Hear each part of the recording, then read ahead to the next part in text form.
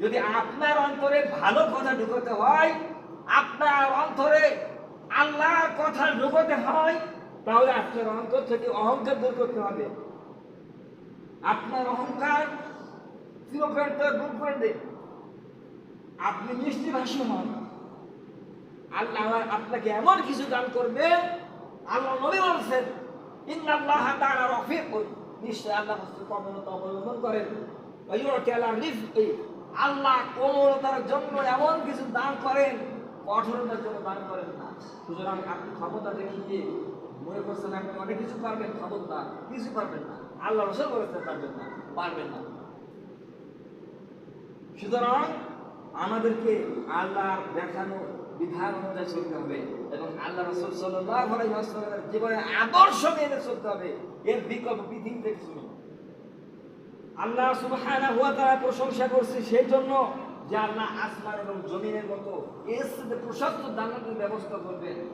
আল্লাহ সুবহানাহু ওয়া তাআলা বলছেন জান্নাতের মধ্যে কারো দুইটি জান্নাত দেওয়া হবে। আল্লাহ তাআলা বলছেন ওয়ালিমান খাফা মাকামা রাব্বিহি জান্নাতান, ওয়ালিমান খাফা মাকামা রাব্বিহি জান্নাতান। যে ব্যক্তির ভিতরে আল্লাহ ভীতি বেশি, যে ব্যক্তি ওয়ালিমান খাফা, যে ব্যক্তি আল্লাহকে ভয় করে, মাকামা রাব্বিহি, মাকাম তার উচ্চ মর্যাদা দেওয়া হবে, মাকাম দেওয়া হবে, জান্নাতান দুইটি উদ্যান পাঠিয়ে দেওয়া হবে। কাকে? যার অন্তরে আল্লাহ ভয় বেশি তাকে। সূরা আর-রহমান ৫৫ নম্বর সূরা ২৭ নম্বর পারা ১৩ নম্বর পৃষ্ঠা শেষ নাম্বার লাইনের আয়াত নম্বর ৪৬। আল্লাহ এই বলছেন, সুতরাং জান্নাতে যাওয়ার মাধ্যম দুইটি। এক, ক্ষমার দিকে দৌড়ান। আল্লাহ গ্যারান্টি দিয়েছেন সূরা আল ইমরানের ১৩৩ নম্বরে, আল্লাহ ক্ষমার দিকে দৌড়ান। তাহলে আল্লাহ সুবহানাহু ওয়া তাআলা বলেছেন তোমাকে এমন একটা জান্নাত দেওয়া হবে যার প্রশস্ততা আসমান এবং জমিনের চেয়ে বড়। আর কাউকে দুইটি জান্নাত দেওয়া হবে। কাকে? ওয়ালিমান খাফা মাকামা রাব্বিহি জান্নাতান, ওই ব্যক্তিকে যে ব্যক্তির অন্তরে আল্লাহর ভীতি, আল্লাহ ভয় বেশি তাকে। সূরা আর-রহমান ৪৬ নম্বর আয়াত। এরপরে বলছেন ফাবি আইয়ি আলাই রাব্বিকুমা তুকাজ্জিবান, হে আমার বান্দারা, হে মানুষ এবং জিন, আমার কোন বিষয়কে তুমি অবিশ্বাস করতে পারো? সুতরাং অবিশ্বাস করার মতো আমাদের কোনো ভাষা আমাদের জানা নেই। কিন্তু আমরা মুখে যদি অবিশ্বাস নাও করি, কাজে কর্মে এটাকে করে দেখাই। কাজে কর্মে আমরা অবিশ্বাস করে দেখাই। আমি বলতেছি আমি কোরআনকে অবিশ্বাস করি, আমি বিশ্বাস করি, এটা আমি মনে করি, কিন্তু কাজে কর্মে এটা আমি অবিশ্বাস করি ১০০% সত্যি। সুতরাং আমাদেরকে জান্নাতে যেতে হলে দুইটি কাজ। এক, আল্লাহর ক্ষমার দিকে দৌড়ান। দুই, আল্লাহ ভীতি রাখেন। যখন আল্লাহ ভীতি আপনার মধ্যে থাকবে, অহংকার এমনি চলে যাবে, অহংকার এমনি চলে যাবে। সুতরাং আল্লাহ ভীতির দিকে দৌড়ান। আল্লাহ যেন আমাদের তার ভীতি সম্পূর্ণ হওয়ার তৌফিক দান করুন। আমিন। রাসূল সাল্লাল্লাহু আলাইহি ওয়াসাল্লাম বলেছেন, লা তাযালু কদামা আবদি ইয়াওমাল কিয়ামাতি হাত্তা ইউসালা আন আরবাঈ। কিয়ামতের দিন মানুষ আল্লাহর সামনে থেকে, এই হাদিসগুলো টানছে আপনাদের মনে, আল্লাহ ভীতি সঞ্চার করার জন্য, আল্লাহর ক্ষমতাকে একটু ঢুকানোর জন্য, যে আল্লাহ কত বড় কি না করতে পারেন, এইটা ঢুকানোর জন্য আপনাদেরকে বলছি। রাসূল সাল্লাল্লাহু আলাইহি ওয়াসাল্লাম বলেছেন, লা তাযালু কদামা আবদি ইয়াওমাল কিয়ামা, কিয়ামতের দিন মানুষ আল্লাহর সামনে দণ্ডিত হবে, আল্লাহর সামনে দাঁড়াবে। কদামা আবদি, আল্লাহর বান্দা একটি কদম সরানো, কদম মানে পা, পায়ের ধাপ্পা বলি বাংলায়, এক ধাপ্পা, কিন্তু কদম মানে কিঞ্চিত পরিমাণ সরার মতো, হটাইবার মতো ক্ষমতা তার থাকবে না। আবদি আমার কিয়ামতে আন আরবাঈ ফিমা আন আবলা, চারটি কোন হাদিসে আসছে খামসিনা, পাঁচটি কোন হাদিসে আসছে চারটি, আরবাঈনা, চারটি প্রশ্ন জবাব না দেওয়া পর্যন্ত। তার প্রথম থাকবে আন শাবাবি ফিমা আবলা, তোমার যৌবনকাল কিভাবে কাজে লাগাইছো বলো। মানুষ তুমি বলো তোমার যৌবনকাল কিভাবে তুমি কাজে লাগাইছো। তোমাকে তো আমি আল্লাহ কি কোন দিয়েছিলাম না, তুমি নিঃশ্বাস ছাড়ার আগে তোমার অন্তরে আমি নিঃশ্বাস দিয়েছিলাম, তুমি অসুস্থতা হলে আমি তোমাকে দেখেছিলাম। সূরা রহমানের মধ্যে আসছে 85 নম্বর আয়াতের মধ্যে, সূরা ওয়াকিয়ার মধ্যে আসছে 56 নম্বর সূরা, সূরা ওয়াকিয়া 86 নম্বর আয়াতে বলছেন ওয়ানাহনু আকরাবু ইলাইহি মিনকুম ওয়ালাকিন লা তুবসিরুন। তোমাদের যখন অসুস্থতা হও তখন তোমাদের সবচাইতে নিকটবর্তী আমি থাকি। কে থাকে? খেয়াল করুন, যখন অসুস্থ মানুষ হয় তখন মানুষের সর্বদা নিকট থাকে হচ্ছে আল্লাহ। ওয়ানাহনু আকরাবু ইলাইহি মিনকুম, তোমাদের নিকটবর্তী আমি থাকি। ওয়ালাকিন লা তুবসিরুন, মানুষেরা জানে না। তুবসিরুন, মানুষেরা দেখে না। এই কথা আল্লাহ বলছেন। সুতরাং আল্লাহ আপনাকে কি না দিয়েছেন? আপনি অসুস্থ, আপনার কাছে আল্লাহ আছেন। এখানে আমি কিন্তু কুফরি আকীদা পোষণ করছি না, আল্লাহ সর্বদা এটা না। আমি এটা বুঝতে চাচ্ছি আল্লাহ ক্ষমতা, আল্লাহর নিয়ামত আপনার কাছে উপস্থিত। তারপরে আমি আপনি কিভাবে আল্লাহকে বলে দিলাম? আল্লাহ তাআলা বলেন ইয়া আইয়ুহাল ইনসান মা গররাকা বিরাব্বিকাল কারীম। হে মানুষ সম্প্রদায়, তোমরা কোথায় চলছো? আমি তোমার রব, তোমাকে কে ভুলিয়ে দিল? আল্লাহ বলেন হে মানুষ, তুমি কোথায় যাচ্ছ, কোথায় পা বাড়াচ্ছ? এটা অন্যায়, এটা আল্লাহ আপনাকে ভালোবাসেন, আপনি বুঝতে পারেন না। আল্লাহ আপনাকে অনেক ভালোবাসেন, আর আমরা সেই আল্লাহর কাছ থেকে দূরে সরে যাই। আল্লাহ আপনাকে কি না দিয়েছেন?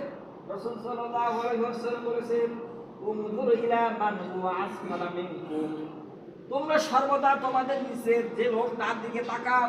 ওয়ালা কি ইয়ানজুরু কুলুবিকুম, তোমাদের উপর যে ব্যক্তি ওয়ালা কি আমালিকুম, তার দিকে তাকিও না। যদি তার দিকে তাকাও তাহলে তোমরা আল্লাহর নিয়ামতের কৃতজ্ঞতা অবলম্বন করবে। অর্থাৎ তোমার যে নিচে তার দিকে তাকাও। তোমার একটা বাড়ি আছে, দেখো তোমার নিচে কত ভাইয়েরা আছে, তাও নেই। তোমার পকেটে কিছু টাকা আছে, দেখো রাস্তার পরে বাসা অনেকে ফুটপাত থেকে ময়লা আবর্জনা খাচ্ছে, শিক্ষা নাও, এখান থেকে কিছু শিক্ষা নাও। নিয়ে শুধু বলো যে আল্লাহ আমাকে এটা দেন, সেটা দেন, আমার এটা কম, সেটা কম। আপনি শিক্ষা নিন যে আল্লাহ আপনাকে কি না দিয়েছে। বলুন আল্লাহ আপনাকে কি না দিয়েছে। সুতরাং আমাদেরকে আল্লাহর রহমতের দিকে আসতে হবে, ভাবিত হতে হবে, ক্ষমা শিখতে হবে। আল্লাহ রাসূল সাল্লাল্লাহু আলাইহি ওয়াসাল্লাম বলেন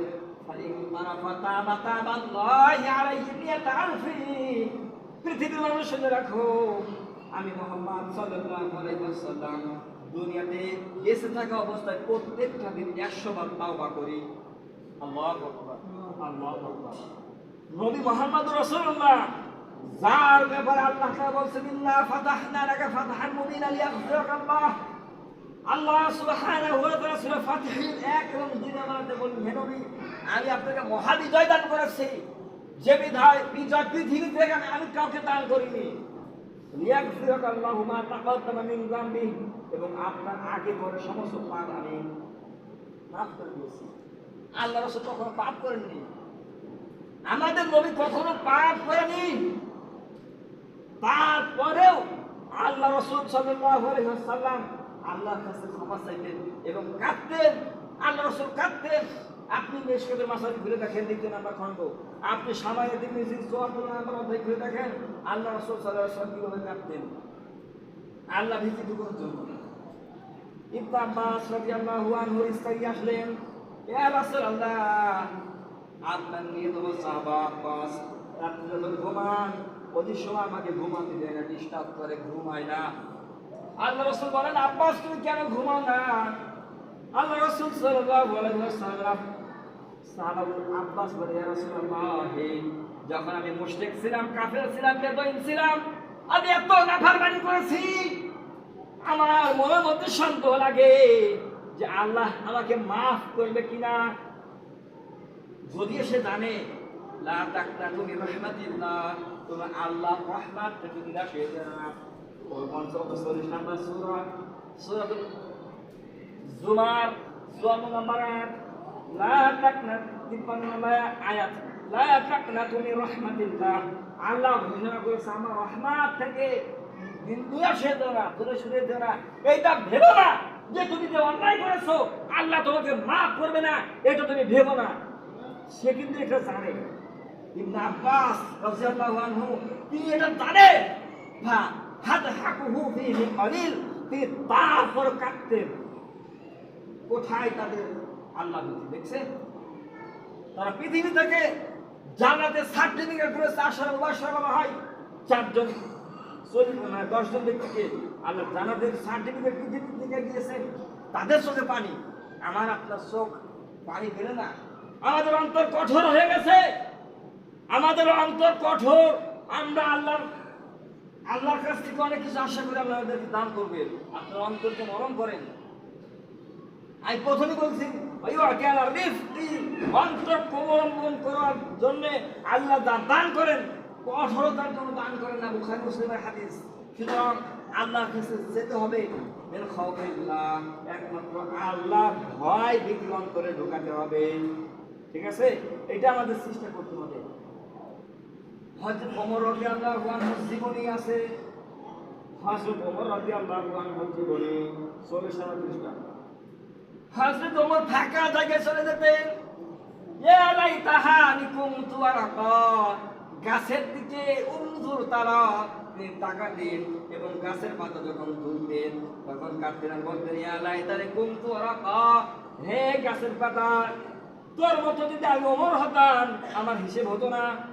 যাকে আল্লাহ রাসূল বলেছে ওমর তোমার জান্নাত, আমি যে দেখে মিরাজে তোমার জান্নাত দেখছি, আমি ঢুকতে গিয়েছিলাম কিন্তু তোমার সম্মানের কারণে আমি ঢুকিনি। এত সুন্দর তোমার জান্নাত। সেই ব্যক্তি বন্ধু আল্লাহর ভয় কাটতেছে, হিসাবে ভয় কাটতেছে এবং বলতেছে আমি ওমর যদি আমার হিসেব না হতো। একদিন তার মৃত্যুর সময় এসে গেল। ফজরের সময় আবু লুলু নামে এক কাফের, এক বেদুইন সামনের কাতারে দাঁড়ানো ছিল সালাতের মধ্যে। ফজরের সময় আওয়াজ উঠতে সালাত করছিলেন, বুকের মধ্যে খংসুরিকে টান দিলেন, বুকটা ফিরে গেলেন। ওমর রাদিয়াল্লাহু আনহু বুক থেকে নাড়ি বের হয়ে গেলেন। আল্লাহু আকবার, রক্ত ঝরঝর করে পড়ছিলেন। হযরত ওমর রাদিয়াল্লাহু আনহু তিনি কোন রকম পিছন থেকে সামনে থেকে চলে আসলেন, হযরতে মুআয ইবনে জাবালকে সামনে দিয়ে দিলেন এবং আল্লাহ রাসূল সাল্লাল্লাহু আলাইহি ওয়াসাল্লামের প্রিয় সাহাবা ওমর তিনি পিছনে চলে আসলেন। রক্ত ঝরছে। হযরত ইবনে আব্বাস রাদিয়াল্লাহু আনহু বলেন, আমি ওমর রাদিয়াল্লাহু আনহুর মাথা আমার উরুর উপর রাখছিলাম। উরু বোঝেন? এই দাঁতটা এটা কি বলে? উরু। এই উরুর উপরে আমি বালিশের মতো আমার উরুর উপরে হযরত ওমর রাদিয়াল্লাহু আনহুর মাথা রাখছি। নাড়ি বের হয়ে গেছে, ওমরের বুকটা চেপে ধরা হয়েছে, ওমর বুকটা চেপে ধরা হয়েছে। ওমর রাদিয়াল্লাহু আনহু দেখলেন তিনি কি যেন একটা ইশারা করছেন। তিনি ইশারা করছে, আব্বাস আমার মাথাকে একটু মাটি দিন আমি দাও। আপনি একটু দেখেন, পৃথিবীর খলিফা হযরত ওমর রাদিয়াল্লাহু আনহুর মাথা মাটিতে শুয়ে আছে। আপনার মনের মধ্যে একটু ভয় আসে না কেন? এই লোকটা কে? হযরত ওমর, যার সম্পর্কে আল্লাহ রাসূল বলছেন আরহামু উম্মতি বি উম্মতি আবু বকর ওয়া আশাদু ফি আমরিল্লাহি ওমর, আমার প্রিয় উম্মতদের মধ্যে নবীজি কিন্তু বলেন আমার উম্মত। রাসূল সাল্লাল্লাহু আলাইহি ওয়াসাল্লাম কিছু কথা ব্যবহার করেছেন, আমার সবচেয়ে কাছের উম্মতদের মধ্যে নরম মনের সাহাবা আবু বকর এবং কঠোর মনের সাহাবা ওমর। সে নবীর নিজে স্বীকৃতি দিয়েছে ওমর আমার কাছের ব্যক্তি, সে ওমর রাদিয়াল্লাহু আনহু। অর্ধ জাহানের খলিফা মাটিতে শুয়ে আছে, আর মাটিতে এটা ভাবেন না কেন? এটা আমার আপনার মতো সাধারণ মানুষ না, অর্ধ পৃথিবীর খলিফা হযরত ওমর মাটিতে। হযরত ওমর রাদিয়াল্লাহু আনহু বলুন, আব্বাস আমার মাথা নামিয়ে দাও। কথা বলার ক্ষমতা নেই। মাথাটা যখন 3 বার বললেন ওমর, হযরত আব্বাস বুঝতে পারেন না, ছোট মানুষ। পরবর্তীতে হযরত ইবনে আব্বাস তার মাথাটা নামিয়ে দিলেন। মাথাটা যখন নামিয়ে দিলেন দেখলেন তার চোখের পানিতে মাটি ভিজে গেছে, চোখের পানিতে মাটি ভিজে যাচ্ছে এবং মাথা দিয়ে মাটির সাথে আর নড়তেছে এবং বলতেছেন, ওয়াইলুল্লাকা ইয়া ওমর লাকা রাব্বুক ইয়াগফিরু লাকা রাব্বুক ওয়া হাসাবিকা রাব্বুক। ওমর, তোমার রব যদি তোমাকে না মাফ করে, তোমার প্রতিপালক যদি তোমাকে না মাফ করে, তোমাকে কে মাফ করে বলুন? হে ওমর, তুমি তো পাপিষ্ঠ ছিলে। হে ওমর, তোমাকে পথ দেখিয়েছে আল্লাহ, তোমাকে পথে দিশারি দিয়েছে আল্লাহ। তুই একটা পথভ্রষ্ট পাপী ছিলে, তোমাকে যদি এই মুহূর্তে আল্লাহ কবুল না করে, বড় ওমর তোমার স্থান কি হবে? সে কি বলছে নিজেকে নিজে? এটা ভাবেন না কেন? আবু বকর রাদিয়াল্লাহু আনহু খলিফাতুল মুসলিমিন, ইসলাম ধর্মের রাসূল সাল্লাল্লাহু আলাইহি ওয়াসাল্লামের সাহায্যকারীদের মধ্যে প্রথম নাম যাকে বলা হয় সূরা আত-তাওবার 38 নম্বর আয়াতে তাফসীর বলেন, এখানে স্পষ্টভাবে হযরত আবু বকর রাদিয়াল্লাহু আনহুর কথা আসছে। আল্লাহ রাসূল সাল্লাল্লাহু আলাইহি ওয়াসাল্লামের প্রিয়তম সাহাবা হযরত আবু বকর ফাঁকা ময়দানে চলে যেতেন এবং বলতেন, হে গরু, তোর খাবার যদি ঘাস হতাম তুই আমাকে খেয়ে শেষ করে দিতি, আমার হিসেব হতো না, আমার হিসেব হতো না। এ কথা বলতেন। গভীর রজনীতে জান্নাতুল বাকি চলে যেতেন আবু বকর, যে চিৎকার যে কাঁদতেন, লোকজন চলে আসতো, জিজ্ঞেস করতো কে কাঁদতেছে। দেখেন আল্লাহ রাসূল সাল্লাল্লাহু আলাইহি ওয়াসাল্লামের প্রিয় সাহাবা আবু বকর কাঁদছে। আবু বকর যার সম্পর্কে আল্লাহ সুবহানাহু ওয়া তাআলা বলেছেন যে আল্লাহ সুবহানাহু ওয়া তাআলা তার পুরস্কার কিয়ামতে দেয়া হবে, এমন একজন ব্যক্তি। আমাদের আল্লাহ বিধি কোথায়? আমাদের আল্লাহ ব্যক্তি কোথায়? আব্দুল্লাহ ইবনে উমাইর রাদিয়াল্লাহু তাআলা আনহু রাহিমাহুল্লাহ একজন সালাফ, বিশিষ্ট সালাফ, যাদের থেকে আমরা হাদিস বর্ণিত করি, সনদের মধ্যে পাওয়া যায় আব্দুল্লাহ ইবনে উমাইর নাম করে একটা ব্যক্তি। ওমর ইবনে উমাইর না, আব্দুল্লাহ ইবনে উমাইর, এক নামে অনেকে আছে। আব্দুল্লাহ ইবনে উমাইর রাহিমাহুল্লাহ যখন মৃত্যু সন্ধ্যায় সাহিত্য, সারাটা জীবন ভালো কাজ করেছেন, এক কাজ করেছে, যখন মৃত্যু সন্ধ্যায় সাহিত্য মাগরিবের সময় হয়ে গেছে, মাগরিবের সময় হয়ে গেছে, মসজিদে আযান দিয়ে দিয়েছে, নিজে উঠার মতো ক্ষমতা তার নেই। তিনি বলছে, হে আমার সাথীরা, আমাকে একটু ধরো, ধরে একটু মসজিদে নিয়ে চলো। তখন তার লোকরা বলল, হে প্রিয় ব্যক্তি, হে আল্লাহ রাসূল সাল্লাল্লাহু আলাইহি ওয়াসাল্লামের পথ প্রদর্শক, অর্থাৎ আল্লাহ রাসূল সাল্লাল্লাহু আলাইহি ওয়াসাল্লামের রাহাবার, আপনি তো জানেন ইসলাম ধর্ম আপনার উপরে জবরদস্তি হয়নি, আপনি চাইলে বাড়িতে বসে সালাত আদায় করতে পারেন, আপনি মুমূর্ষু। কেননা আল্লাহ রাসূল বলেছেন, লাকাদ হারামতু আন আমুরা ফিদিয়াতি ফায়াকরাউনি হালমান সুম্মা আদকামা ইউসাল্লা ফি বুয়ুতিহিম লাইসা বিহিম আহরাকাহা ফিন্নার।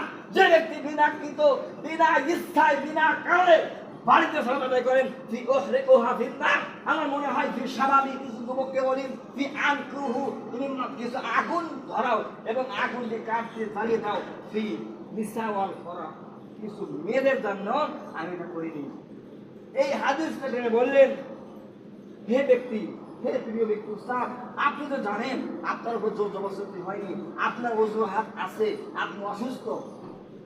তখন তিনি বললেন, হে সঙ্গীরা শুনে রাখো, মসজিদ থেকে মুয়াজ্জিন আমাকে হাইয়া আলাল সালাহ বলছে, হাইয়া আলাস সালাহ, আসো সালাতের দিকে, আসো কল্যাণের দিকে। আমি কেন যাব না? এটা আল্লাহর ডাক, এটা রাসূলের ডাক, এটা বেলাল রাদিয়াল্লাহু আনহুর ডাক, এটা ছিলেন ওমরের ডাক, কেন আমি যাব না? তিনি গেলেন, মসজিদে গেলেন, মাগরিবের সালাত আদায় করছিলেন, দ্বিতীয় রাকাতের সোনা রুকু অবস্থায় সে মৃত্যুবরণ করলেন। আল্লাহু আকবার। আমি শুধু এটা বোঝাতে চাচ্ছি তাদের ভিতরে কথা, আপনার মধ্যে যদি আল্লাহর ভিতরে ঢুকতে হয়, আপনাকে আল্লাহর বিষয়টি জানতে হবে, আল্লাহর তাওহীদ জানতে হবে, একত্ববাদ জানতে হবে। আর রাসূলের ভালোবাসা যদি আপনার মধ্যে ঢুকতে হয়, আগে আপনাকে রাসূল সম্পর্কে আগে কিছু জানতে হবে, রাসূল সাল্লাল্লাহু আলাইহি ওয়াসাল্লামের সম্পর্কে আপনার জানতে হবে। আপনার রাসূল সাল্লাল্লাহু আলাইহি ওয়াসাল্লাম সম্পর্কে জ্ঞান নেই, আপনি অনেক কথা বলেন। সুতরাং আসুন আমরা আল্লাহর ক্ষমার দিকে দৌড়াই, আল্লাহর ক্ষমার দিকে দৌড়াই, আমাদের উপায় নেই। দেখুন না, আল্লাহ আপনাকে ভালোবাসে, রাতকে আপনি ঘুমাইয়ে থাকেন, আপনার পাশে হয়তো আপনার স্ত্রী আছে, আপনি একা, আল্লাহ বলছে আমি তোমার নিকটবর্তী আছি। এখন দেখেন আপনি ঘুমিয়ে আছেন, এক কাইতে শুটলে, একভাবে শুয়ে থাকলে আপনার ঘাড় ব্যথা হয়ে যায়, আপনার কাঁধ ব্যথা হয়ে যায়, আপনাকে ঘুমের মধ্যে কে উল্টাই দেয়? মন থেকে বলেন, কে উল্টায় আপনাকে? আল্লাহ, অন্য কেউ উল্টায় না। আপনি ঘুমিয়ে আছেন, আপনি নিজের খোঁজ নিজে রাখতে পারেন না, একভাবে যেদিন শুয়ে থাকেন